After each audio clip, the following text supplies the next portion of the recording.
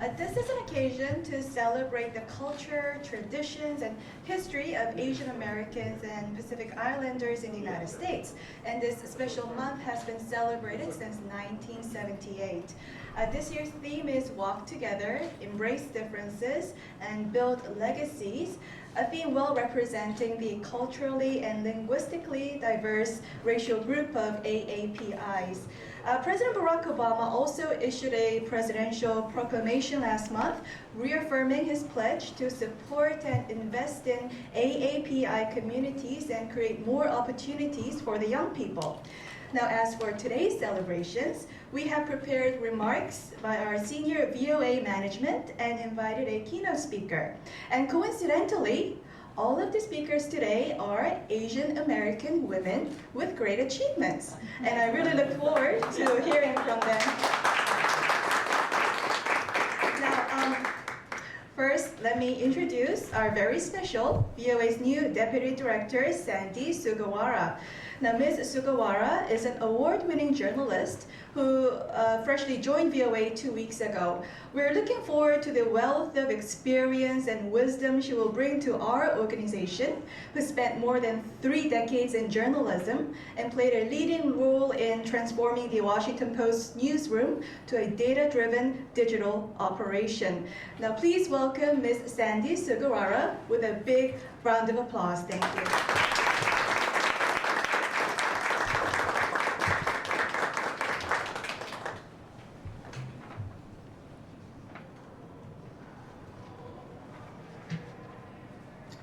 Well, good morning and welcome. I'm really happy to be here, and I'm especially happy and proud to be with the Asian American Pacific Islanders and Native Hawaiians of the VOA.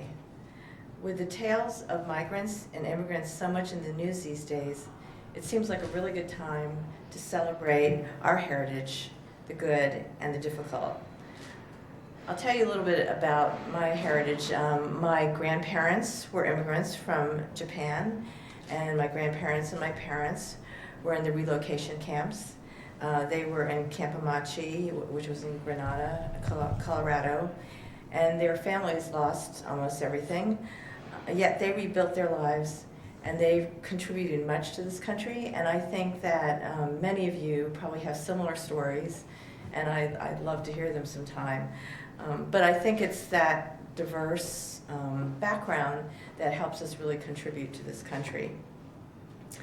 As most of you probably know, Asian Americans are the fastest growing racial group in America.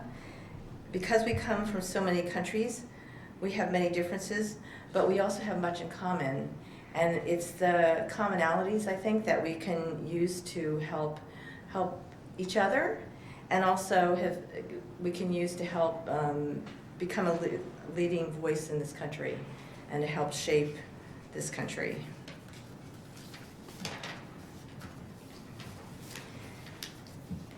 In the past, Asian Americans have sometimes been known as the silent or invisible ethnic group, but I think that's changing. When I listen to politicians, when I see what Madison Avenue is doing, when I talk to businessmen about how they're trying to target Asian American groups, and I think that's great. And I think that we should, again, help try to shape how that is working. It's great for me to see Asian Americans and Pacific Islanders in the audience. When I first started in newsrooms, I was often the only Asian American, or maybe there would be one others, and you'd go into these press conferences and you'd sort of see this sea of faces, and then maybe you'd spot one other Asian across the room, and you'd kind of look at each other, and you'd kind of smile, and kind of nod, and you guys know what I'm talking about, and it was sort of like, oh, well, there's another person here, but and sort of like a little silent support. And I will say that throughout my career, I've gotten a lot of support from other Asian American journalists. They've been very generous with their time and advice, and I was active for many years in Asian American Journalism Association, and that was a great deal of support. So I think because of that, and because we've supported each other, our numbers are growing, and I'm really happy about that. And I think it's really important as the nation becomes more diverse, if newsrooms are going to accurately cover America, which is growing more diverse every day, even if people don't like it, it is. It's just the reality, you know. And I think newsrooms need to reflect that. I'm sure you can all point to kind of cringe-worthy moments when you looked in at either what your newsroom did or some other newsroom, and it was just, you know, it was unintentional, but it was just not understanding a cultural thing going on and misinterpreting it. And you know, that happens not just with gender, it happens with race, it happens with age. And so I think that's why having a really diverse newsroom is so very important. And I'm sure that many of our future leaders at VOA will come from this group, so I'm really happy to see you here, and I hope to get to know all of you better. And thank you for having me.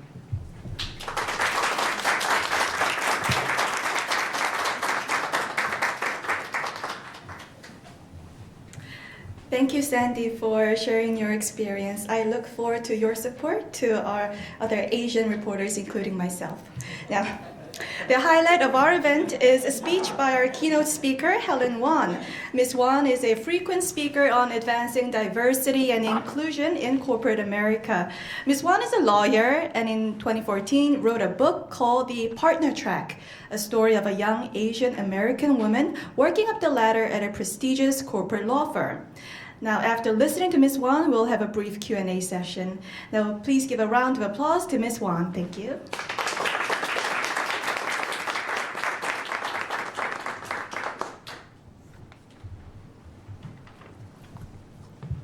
Thank you so much, Injun, for that kind introduction. And to Sandy, so much for your inspiring remarks. I'm really thrilled to be here today at the Broadcasting Board of Governors, helping to celebrate Asian Pacific American Heritage Month with you all for two very personal reasons. One, I'm a hometown girl. I grew up here in the DC area, and my parents still live in Burke, Virginia. I grew up in Springfield and Burke, and I graduated just down the road from Thomas Jefferson High School for Science and Technology over there in Alexandria. So it's nice to be back here in DC. And second, for another personal reason having to do with this group, who you all are, because I do have I speak to a lot of universities and college audiences and corporate audiences, but I really have a soft spot for media groups and media organizations, particularly because I spent the bulk of my career as Associate General Counsel at Time Inc., back when it was a division of Time Warner. And so I was the lawyer for the lifestyle group of media outlets, and next door to me was the lawyer for Time Magazine and then for People Magazine, and those were my cohort and colleagues, and it was a great place to work, and I do miss a lot of aspects of it very much. So I really both understand and respect the mission, and goals and objectives of your very important work that you do here. And also, I mean, I grew up in the DC area. I mean, Voice of America. What could be a more inspirational and aspirational name of an agency than that, right? So it really is a true honor and privilege to be here addressing all of you today. So I don't know how many of you are familiar with my book, The Partner Track, but if you're not, in a nutshell, it is the story. It is decidedly a novel, but of course, like every debut novel, it is of course based upon a lot of my personal background and experience. It is the story of a young Chinese-American woman who is it is the summer that she is up for partner at an extremely powerful and prestigious law firm in New York. And she happens to be a corporate lawyer, and she is in the mergers and acquisitions group at this particular law firm. And she's navigating sort of the politics of power within the halls of this very conservative and traditional white shoe law firm environment. Now, I am someone who, at the ripe old age of 25, landed in the mergers and acquisitions department of a large New York law firm, which could remain nameless, but it rhymes with Paul Weiss. It was my very first, ridiculously, it was not only my very first job out of law school, it was actually my very first job, because I had gone straight through. I graduated from TJ, down the road in Alexandria, and I went straight to college in Massachusetts, and then right after graduating from college, I went directly to UVA Law School. And honestly, not because of any sort of burning personal desire to be Perry Mason or be like those guys on Law and Order. The reason I went to law school was because I had grown up, around here with in a fairly traditional Asian American household. So I would say that on a Tiger Mom scale of 1 to 10, probably my parents were, I would say, moderate to high, like maybe a 7, maybe a 6.5 or 7. So I had taken, 13 years of piano lessons, and every Sunday I had to go to Chinese language school. This is on top of my normal Jefferson, workload. But every Sunday I had to go to Chinese language school. Did that for 12 years. And like all of you here, I was always someone who was very, very good at school, and someone who was very, very good at following rules.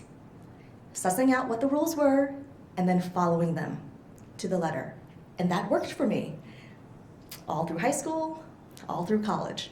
Then, at the ripe old age of 25, I graduated UVA Law School. I landed in the mergers and acquisitions group of this law firm, and I found myself, for the first time in my entire life, utterly underprepared. I do not mean academically underprepared, because everybody knows that by the time you get there, you have just been vetted to within an inch of your life. So I don't mean academically underprepared. What I mean was that I was woefully culturally underprepared for that very, very rarefied, privileged, white shoe, frankly, male-dominated environment. And nobody was out to get me. It was just, there were this innate kind of unwritten, unexplained code that others of my colleagues in my entering class seemed to understand that I did not culturally understand. So I had to relearn, basically kind of reteach myself that entire code. Because having grown up as the child of first-generation, Asian immigrants to this country, I had been taught that the USA is a land of not only, opportunity, but also meritocracy. That all you have to do is you have to, work very, very, very hard, be diligent, just, keep your head down, don't raise your hand, don't rock the boat, and your hard work is going to, in time, not only be noticed, but be rewarded. That's all you have to do, is you have to work very, very, very hard. Your hard work will be rewarded. And it's not to say that that's not true. I mean, obviously, you do have to have the goods, right? But the problem was, once I arrived at that job, everybody had the academic goods. Everyone did. So for the first time in my entire life, it was not enough to simply be, very, very good at school and very good at getting good grades and very good at test taking. For the first time in my life, it was not about objective criteria, what I understood very well from my days at TJ and in the Fairfax County public school system, right? That 94 to 100 points equals an A, 90 to 93 points equals a B+, and so on and so forth. I knew exactly what I needed to do to succeed. They give you a syllabus every fall to tell you how to do it. At Paul Weiss, nobody was handing you a syllabus on the first day. So I was so naive, culturally naive, that I did not understand that it was far, far, far more important for me to show my face every week at the Fridays at 5 cocktail hour on the 30th floor atrium, grab a cocktail wiener and kind of like walk around for, at least 45 minutes, rather than spend that same hour holed up in my little first-year associate cubby, invisible to all my colleagues, diligently finishing up my asset purchase agreement. I did not even understand that. I also didn't even understand that it was not the real rule that you should get all of your assignments from the 23-year-old HR assistant who was the project assigning coordinator. I didn't even understand that. I actually was getting all of my assignments from, this junior assigning coordinator, not knowing that what actually I should have been doing is going around identifying the senior partners with whom I wanted to work, those partners to whose clients I wanted to get exposure, and going there and just summoning up the guts to knock on his door, and most frequently, yes, it was his door, knock on his door, introduce myself, and say, hey, the next time that you have a deal going on with X client, I would love it if you would consider staffing me on that deal. I didn't even understand those secret, cultural rules until far, far, far later in my career.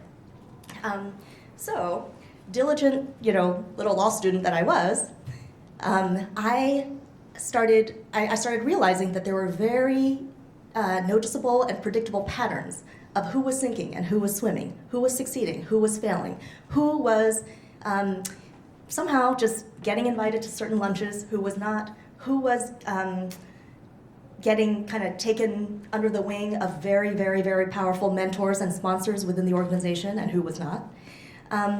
And I, having always been very, very good with books and school, literally went out in search of a book about this subject. I went out in search of a book about how to be a person of color, specifically an Asian American, and even more specifically an Asian American woman, trying to navigate these types of politics in the workplace. And I couldn't find such a book. I simply, that book did not exist. And so I decided to try to write one myself. And only 15 years later, it was published. So I joke that, it only took me 15 years. But the reason for the 15 years, I think, is multifold. I do believe that I could have gotten the book published far, far, far sooner had I been willing to make certain concessions to the story. I wrote the story with what was thought of as a non-traditional protagonist, being a Chinese American, strong, successful Chinese American woman in a non-traditional job and a non-traditional environment. And the problem was that no one in the media world, in the mainstream publishing industry, seemed to know what to do with this story or this kind of protagonist. No one knew how to categorize it. In other words, my story did not fit neatly into any particular bucket that this media world already knew. And this will sound familiar to anyone who has ever tried to navigate mainstream media gatekeepers in any sort of creative context, or perhaps any context, political or other. So basically, in no uncertain terms, I was told over and over again, while I was trying to shop my book to publishers, that my story was both, quote, too Asian and also not Asian enough at the same time.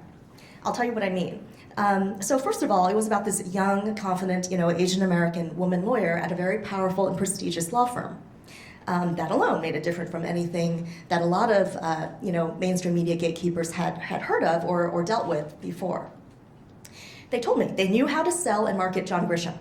They know how to do that, They know how to sell and market a novel featuring a young male hotshot attorney who could then be portrayed by Tom Cruise or Leo DiCaprio, in the film version.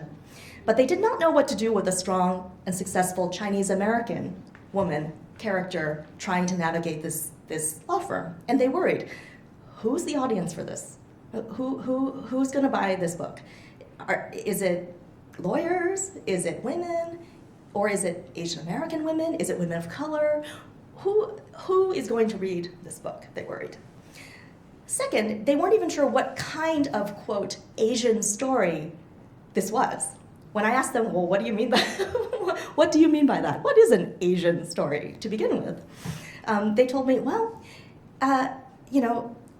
we're not really sure because the character is Asian American, but nobody goes to Asia. The story takes place in New York, right? It's a uniquely American story. It is a uniquely Asian American story. That's why it takes place in America, And in other words, there's not a single wedding banquet scene that occurs in my entire novel. Okay? There's no night markets, there's no exotic food stalls, nothing, right?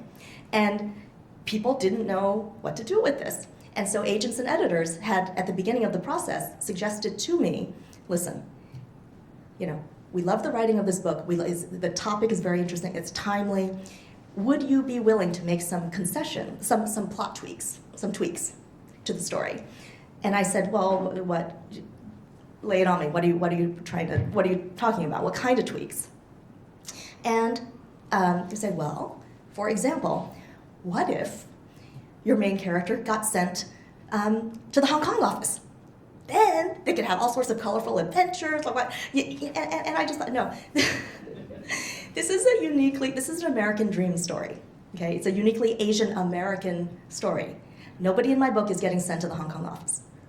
And so for that reason, and also other reasons, namely, for example, I was this entire time working my normal day job as a full-time lawyer, and also with all the family responsibilities and other life stuff that gets in the way, it ultimately took me 15 years but I'm so happy that I stuck to my guns and found ultimately the right agent, who then found the right editor, who was ultimately willing to take a gamble, to take a risk on this kind of story. Now, the novel has been published for several years, and honestly, what I thought would happen was that I would have a nice little story to tell my 3-year-old toddler son one day that, hey, you know what, your lawyer mom one day wrote, she had her novel published, and that was a fun fall, But instead, what happened was that word of mouth buzz about the book grew. First, it started with lawyers and law students. People started taking my book and passing it around amongst themselves. People started reading it for their book club. Then I started getting phone calls and emails asking if I would come to colleges, universities, and high schools and law schools to speak about the experience of feeling like a fish out of water in a very alien, kind of rarefied environment. And then Google asked me to speak. And very large kind of companies started asking me to speak, and I realized that I could not do that, learn to be a new mom, and also work my normal full-time day job being a lawyer at Time Inc. And so after many sleepless nights, I basically went to my boss and said, you know what, nobody, least of all me, expected this to happen, but I think that I'm going to take a hiatus from lawyering to focus on writing my second book and being an author full-time. And they were nothing but gracious and said, you know what, we get it. You don't even need to finish making the rest of this speech, which you obviously have slaved over trying to figure out how to explain. We get it. This is your childhood dream. Nobody's going to not do their childhood dream when you get an opportunity to do so. And truly, I just was so grateful. And then the next difficult speech that I had to make was to explain to my traditional Chinese-American conservative parents that I was going to quit my stable, secure job as a lawyer to be a full-time writer, to be a novelist, which it took them a while to they're very, loving and supportive parents. It did take them a while, but they ultimately did come around. And I think that what made them finally come around and understand that that my book had been published by Macmillan and was not a stapled brochure that I was selling out of the trunk of my car, was when it was featured as a Washington Post magazine Sunday cover story. And when their friends, it was about Asian Americans in the glass ceiling. And when their friends started calling them, saying, is this Helen on the cover of the Sunday Washington Post magazine? And they said, oh, this is a real thing. I see. This is not a brochure that you are selling, stapling and selling. Things became, it kind of got more what I was trying to accomplish through this work then. But so now, that these things have happened, and now I have made the transition from being a full-time lawyer to being a full-time author, I hear from a lot of wonderful readers. It is by far the most rewarding, exciting, and fulfilling part of this work that I do. And a lot of people ask me, well, what can we do to ensure that more authentic and honest stories from people of color, more new and diverse perspectives and voices get out there to a broader, wider audience? And actually the answer is relatively simple, which is that we have to vote with our feet. For better or for worse, true or not, there is a perception out there that somehow Asian American audiences, readers, consumers of media do not vote with our feet in the same way that other audiences do. And I have heard this over and over and over again from publishers and from other media gatekeepers as well. And I would love to see that idea dispelled. You know, it's interesting in that I have been so lucky in that one of the very, very first groups to embrace my novel and really start kind of helping with word of mouth buzz and passing it around and being supportive of it were senior, very, very successful African American female business executives and lawyers. And somehow, some people were surprised by that. I wasn't. I wasn't at all. They got it, and they embraced it. And they just embraced it wholeheartedly, and they passed it around to their friends and colleagues and acquaintances. And I appreciate, that support so much. And for better or for worse, they really mobilized around this story and this book about these issues facing and challenges facing women of color in a business, professional and corporate environment, in a way that other groups actually have not coalesced around the book. And that, to me, I have found that personally kind of interesting. But another question that I get often from readers is, so, should we do what we love, or should we do something practical? I get this question a lot, particularly from Asian Americans, both young, like the Asian Americans who are still in school, and also from their parents and grandparents, actually. The question itself honestly makes me a little bit sad because it necessarily assumes that the two things are at odds, right? Where I don't think they need to be mutually exclusive. In fact, honestly, what could be more practical than doing something that one loves? I think it is the greatest privilege that I've ever held, to be able to make a living doing something that I love. And I'm really grateful for it every day. So over the last few years since the book has been published, a lot of young Asian Americans and other men and women, often who come from a diverse or for lack of a better term, non-traditional role or background, write to me. And they write to me with their personal stories and questions. And they tend to break down into several different categories. First, many people write to me asking, telling me that they've got a story in them. They think they have a book in them, and they have always wanted to try their hand at writing a book or a screenplay, but they worry that their stories are too personal, and they don't know how to begin, or they worry that how their family or friends will react, or something like that, and they ask, well, how do you pursue something and pursue a creative project while holding down a day job? And the answer, for me at least, was simply that ironically, it was at an alumni event from my old law firm, and the wonderful journalist and turned novelist Anna Quinlan happened to be the keynote speaker. And she was talking about making the transition from being a full-time journalist to being a novelist, and someone in the audience raised their hand and said, what advice would you give for an aspiring novelist? And she said, make sure you know the difference between really truly wanting to write and merely wanting to have written. And I realized that she was speaking directly to me, that I needed to put my money where my mouth was. If I was serious about wanting to be a published novelist, then I needed to finish writing the thing. So enough excuses about me having a tiring day job, me being too tired by the time I got home from work, my family obligations, etc. I needed to finish writing the thing. And so I started hoarding my precious few weeks of vacation every year, and I would spend that time just away from the city, away from home, phone off, just churning out raw pages. Then I would bring them back to the city and edit. And just doing that for some dozen years, that's how I eventually found my agent, and then how he eventually sold the book to Macmillan.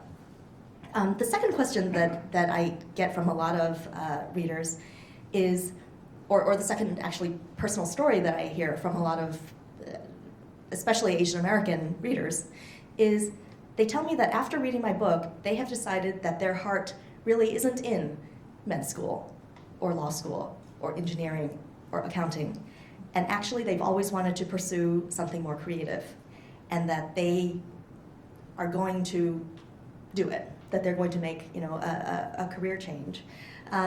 And they often ask, and how do I tell my Asian American parents that I'm doing this? How do you break the news? That I'm going to pursue something that I actually love, as opposed to following the troika of Asian American parent-approved jobs of law, medicine, or maybe finance. And three, still others write asking for general advice just about their professional or personal path. And sometimes people will ask, well, what are the pieces of advice that you wish you had, that someone had told you when you were just starting off your career at the age of 25 at Paul Weiss? And so I'll tell them that number one, the best piece of advice that I wish someone had given me was just to take more educated risks way sooner. I really wish that I had done that. I wish that I had known that nothing bad could come from me raising my hand. Even if I got the answer wrong, it would be better to have ventured the answer rather than do what I did, which was, if someone asked a question in a seminar room, like if someone said, "Oh, here's a in this merger clause, there's a potential loophole. Can anyone figure out a way to draft around this problem?" And I would know the answer, but instead of simply raising my hand or blurting out the answer, I would waste 2 to 3 minutes of time trying to come up with the best way to articulate and formulate and structure this answer so that there was no way that I could be wrong, that it would be that it would be infallible. Which of course, and then the lecturer would say, "Really? No one knows the answer? No one has an inkling of what's going on?" And then Bob, next to me, 5 minutes down the road, would blurt out what I had been thinking 5 minutes earlier, and the instructor would say, "Yes, exactly. That's exactly right. What's your name?" And whereas if I had been brave enough to simply blurt it out 5 minutes earlier, it would be my name that they had remembered. So lessons like that I wish I had learned far earlier in my career. Second, I wish that I had known that very good, as opposed to perfect, is often good enough.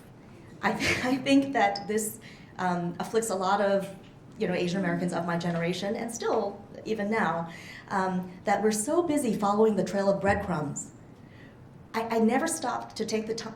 I never took the time to stop and think about, where are these breadcrumbs leading me? Is it where I want to go? Just because there are more gold stars out there within my reach, do I have to keep grasping for them? I really wish that I had stopped to consider this much sooner. Number three, I wish that I had known to pay much more attention to the serendipities that fell into my path, because the universe was trying to tell me something with these, and I was not paying attention.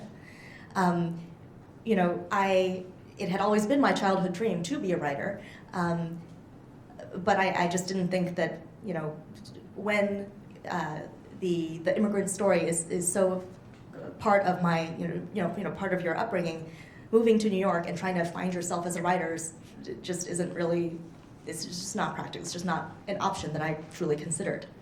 But when I was in law school, I had written an essay about commenting on the treatment of minority writers by the mainstream publishing industry, and miraculously, the Washington Post published it as an op-ed, and I just didn't understand that you just don't send things to the Washington Post with a post-it that says, "Oh, I published this in my school newspaper. Perhaps you would like to, publish it," and get a call from an editor that afternoon. I just didn't understand that that's not something that happens very frequently.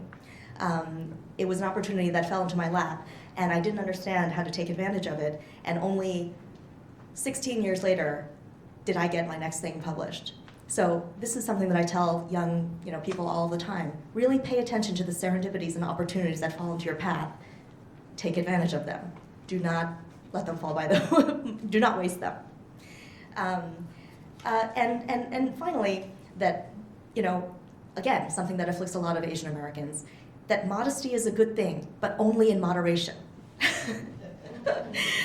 Early in my career, a very, very senior partner at my law firm once came to me and said, I think that you are a very talented person, and so that's why I'm going to give you a very honest piece of advice that I hope that you will follow. Modesty is good, but not too much modesty. Do you understand what I'm saying? And I didn't. I didn't understand what he was saying, not at that time. About 5-10 years later, then I finally understood what it was that he had been trying to tell me, which it was simply own your talents, don't hide them. Take advantage of them, let them shine, and good things will start happening in your professional path.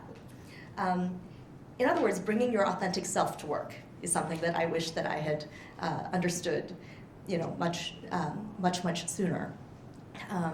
And the best example that I can give, when people ask, well, what does that mean to bring your authentic self to work? A lot of Asian Americans will ask me, I don't understand, what does bringing your authentic self to work really mean?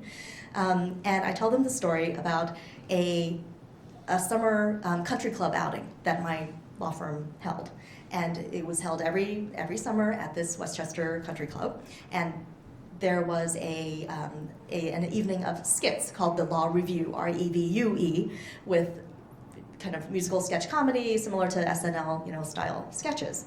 And that particular year, I was convinced to help write and perform in one of these sketch comedy, skits. And so I did that. And the Monday morning after that particular outing, there was a senior partner in the corporate group who previously I know he didn't know who I was. I know he didn't know my name, but he stopped me by the elevators that Monday after the outing, and he said, did you help write that particular skit from Saturday at the outing? And I said, yes, I did. And he said, so you write sketch comedy? And I said, yeah, I like sketch comedy. And he stood there at the elevators, and you could just almost hear the pow, pow, pow, pow, stereotypes, busted, busted, busted, busted, all around his head. And he said, that was actually pretty funny. You should think about keeping up that writing thing, And he never forgot my name after that. He always stopped me in the hall to say hello, and he would stop me and he would ask, and hey, are you having any time to write? Are you keeping up that writing thing? And perhaps it should not have been an aha moment, but it was a revelatory moment. That the more I brought my authentic self to the workplace, the more that I allowed my personality to be visible at the workplace, the better things became for me. And so that is probably the most valuable piece of advice that I wish that I had known when I was starting this journey. So thank you very much for having me here today, and I would love to answer any questions if there are any.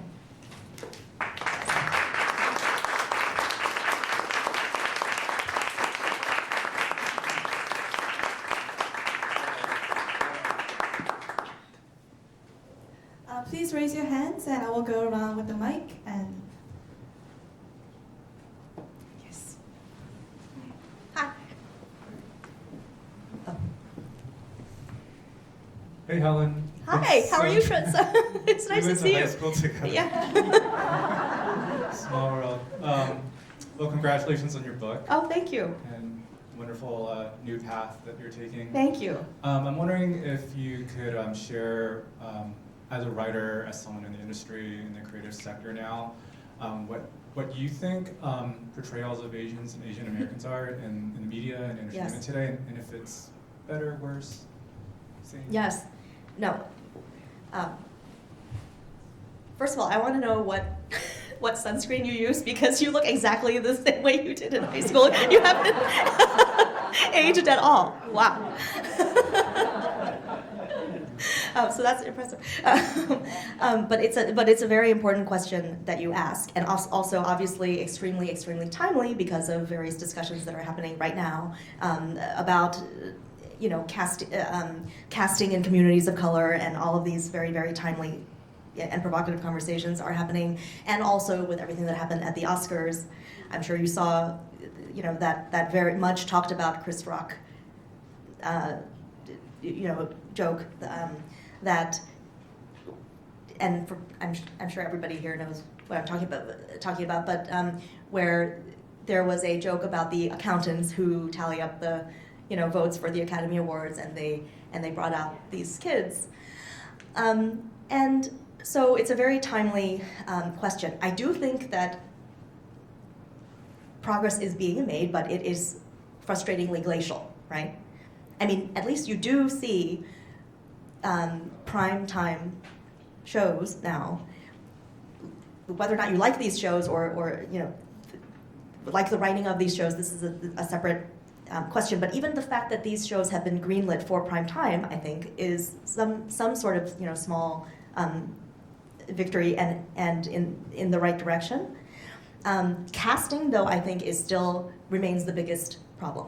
Like for example, when The Partner Track, when my novel was optioned for film and television, one of the conversations that the LA agent had with me many, many a time was, okay, one of the challenges we are going to have with this story is that you are going to be asked if you would be willing to change the race or ethnicity of the protagonist. It's a bridge we can cross when we come to it, but there's a perception, again, similar to what I was saying earlier, that there could be wider, broader appeal. We would have an easier time, basically, if perhaps the protagonist could be African American or perhaps Latina, where there are more established actresses, there's more talent that you can identify who people would feel could be box office draws, and then amongst the known pool, at least, of Asian American talent out there. And if you made it an African American or Latina protagonist, you could still explore the issues about women of color in the workplace, but perhaps it would be an easier sell in terms of a marketing, from a commercial standpoint. Which I understood that when these conversations happen, they are speaking from a bottom line driven, obviously, point of view. They want the project to sell, but at the same time, obviously, I'm someone to whom it was very, very, very important to stick to my guns and have the person remain a Chinese American woman, because obviously the lens is just totally different. Yes, there are similar challenges faced by all women of color, but this was I needed it to be a uniquely Asian American story.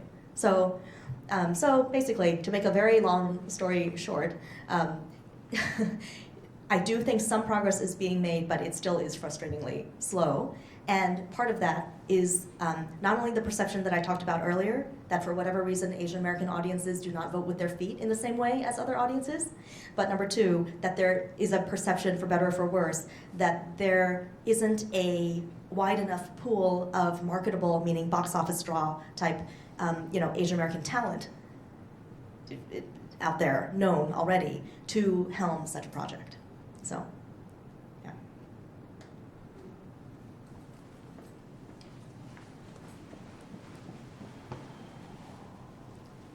First of all, we should all vote with our feet. I'm going to go out and buy your book today. Oh, thank you. Everybody else should. And I think it's true. I mean, I hear that also from, as I was sort of making a reference a little bit, when I first started in journalism, that when I would talk to business people about whether they were going after, what markets they were going after, first they weren't going after any ethnic groups, and then you saw them, sort of understanding that there was this rising black middle class that they needed to go after, and then, like several years later, it was Latinos, and I think for a lot of people who are doing this business thing where they're trying to figure out audiences to market to, Asian American is a little more difficult because it's so diverse, and they try to figure out like what's their spending pattern and this and that. Nevertheless, I do think that partly like we also need to support creative people who are Asian American, because when they feel that there's support there, that's when, as you said, it's really a bottom line thing. If they think that they do something and people are going to buy it, then it'll be a little bit easier to get support. And then it's a chicken and egg thing, Is Right. I was curious. You said that you got a support from African American women. Do you have any sense of the breakdown of your book sales? Like, was it mainly What, Asian demographics? Americans, or did they do it? Is there any way to do any kind of demographic? Vast majority professional women. Yeah, a lot of book clubs picked it because it deals with, of course, just the challenges of being a working, just a young professional woman trying to navigate the politics and dynamics of a workplace, which you don't need to be a minority to experience. But actually, a fair amount of male readers, frankly, probably I hear from a surprising amount of white male readers that okay, it's not a book that probably I would have picked up on my own, but my HR director made me read it. And I'm happy she did, because I didn't think that I would relate this much to a Chinese American woman, trying to make partner, but actually a lot of the workplace issues are exactly the same. And I have heard from a lot of male readers say, hey, I have news for you. You don't need to be a minority or a woman to experience some of these workplace dynamic challenges, which has been very illuminating to me, and yeah, so. I think the fact that you were at a high-powered New York law firm sort of, really exacerbates the feeling like a fish out of water, probably, because, and I noticed that in newsrooms too at the Post, when we get even interns coming in, you would see some of the interns coming in strutting, and others very humble and very, I have much to learn, and others say, I know everything, just give me anything, And, right. Right. Yeah. Yes. But yes. And that is often very much how you're brought up and what your culture is. Oh, absolutely. Have you noticed that changing as you talk to students?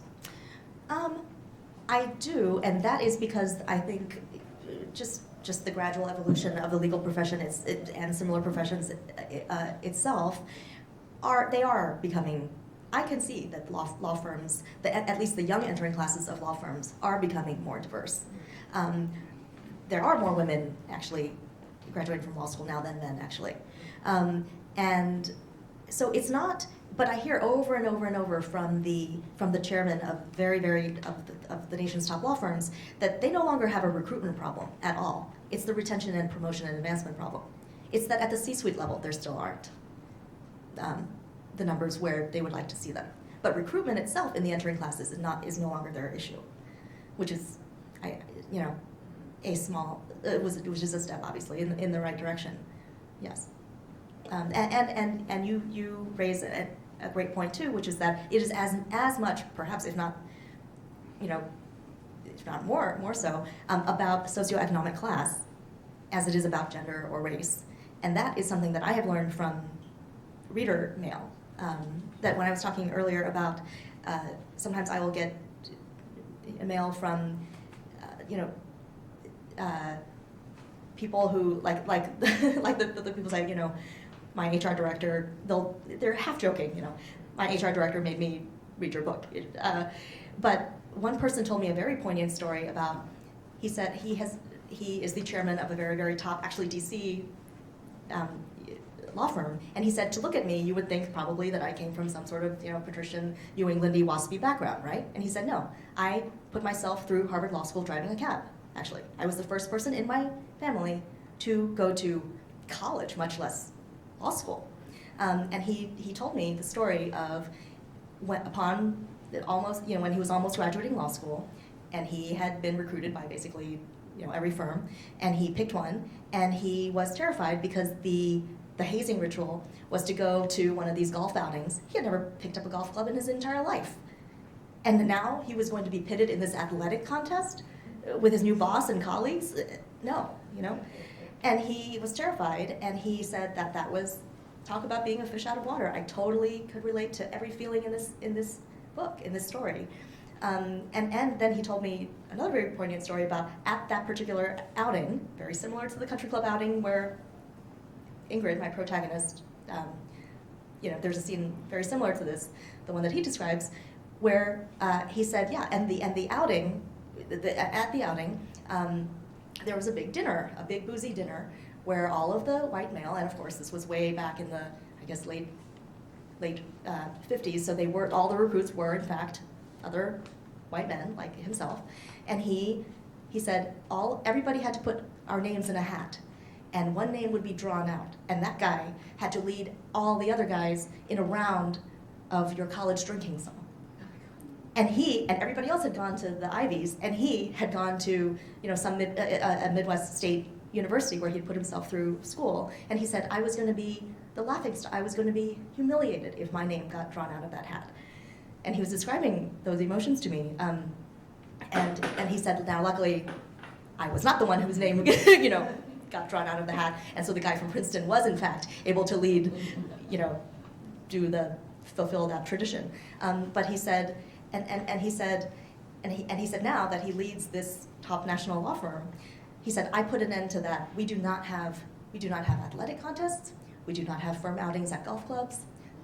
We just don't do that anymore. It's not a good thing to do, and we just don't do it. So it's very illuminating and gratifying for me as an author to hear those personal stories from people all over the country. So I'm grateful he told me that. Thank you, Helen. Let's give her a big hand.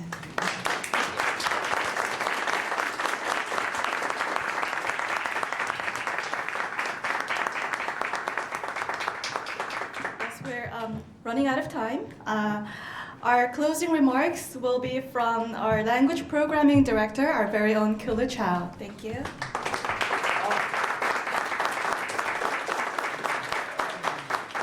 Thank you very much. I'm really honored to hear your inspirational speech. Actually, I read your book recommended by my son, who worked at the times on the finance side of the merger and acquisition, and they all talk about this. After I read like the second page, I feel this is not a novel. This is a reality. I mean, it's just that kind of impression. Thank you that I can hear you directly about your background and how you composed that book. This year's theme for our celebration is Walk Together, Embrace Differences, and Build Legacies. That's not only an admirable theme, but it is actually a very fitting one for us here at Voice of America, where we try to do all of these things on our daily basis. Our agency and our country is what it is, thanks to our diversity. It's this diversity that has allowed us to build a rich and unique American culture, while we also hold on to the legacies that we have individually inherited. As an Asian American, I'm proud to be contributing to the diversity that gives American its strength, its variety. And as an employee of the Voice of America, I'm proud when I walk around and see different faces and diverse of the group, including many immigrants, working together to build quality programming that reflects American values and the diversities.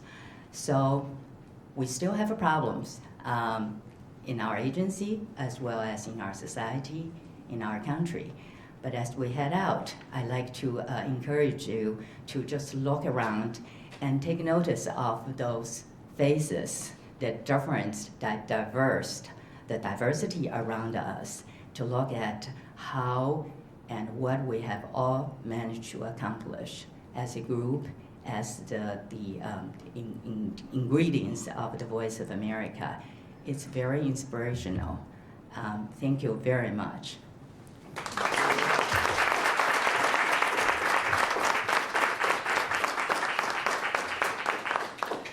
All right. Thank you, Helen. Thank you, our management. Thank you, everyone, for joining our Asian American, Pacific Islanders, and Native Hawaiians Heritage Month observance event. We'll see you next year.